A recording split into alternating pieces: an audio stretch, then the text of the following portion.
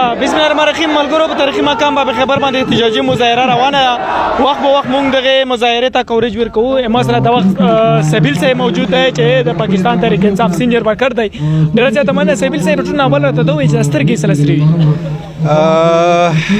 سترګې خو مې ډېر مشکل تکلیف نه سري کله چې په انسان باندې څه مشکل څه غم راشي نو هغه چهره چې کوم خپل کلر وي هغه چینج شي نو دغه وجه نن چې کوم واقعیا شوې ده کوم بزدلانه حرکت کړی دی هرگز دغه سره د پاکستان تحریک انصاف د ورکر حوصله نه ماتيږي ان شاء الله د مونږ حوصله نورم بلندي عمران خان له چې څومره تکلیف د خلک ورکول شي عمره ان شاء الله د خلکو د عمران خان سره مینه زیاتېږي ابتدایي راپورټ څه تحقیقات او څه معلومات سره غلي دغه واقعیا حواله سره اقرار به زه یو خبر وکم ما بل ورځ احتجاج کې د خبره کړې و چې عمران خان چې کوم د ناهلي کیس راغلی و نو ما بیا یو خبره تاسو شیر کړه چې دا ټول عمر پر نه اهل نه لکټې پر نه نن چې کوم واقعیا وشو موږ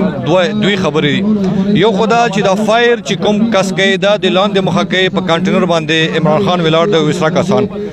آیا د کامن سنس نه چې کار واخلي څوک دا د کانټینر چې کوم غواړي دا دومره اوچت دي چې انسان خپېتی بچيږي نو څنګه بیا عمران خان خپل لګي یو دویم دا چې دا فایر د ویډ کې کړه دی خو عمران خان لګیدل بل ځای نه دی تر اوسه پورې دا راپورټ دی جی دا تاسو ریډ لاین وو تاسو چې عمران خان موږ ریډ لاین دی اوس دینه بعد دا ریډ لاین کراس اوس څه لکه څه بکاو څه لای عمل دی احتجاج طرف ته بوزو ګراو بکاو څه بالکل اقرار به عمران خان چې کله هسپتال ته ترانسفر کېدو په دې حالاتو کې د یو میسج شیر کو انټرنلی پاکستان تحریک انصاف چې کوم افیشل میډیا چې تاسو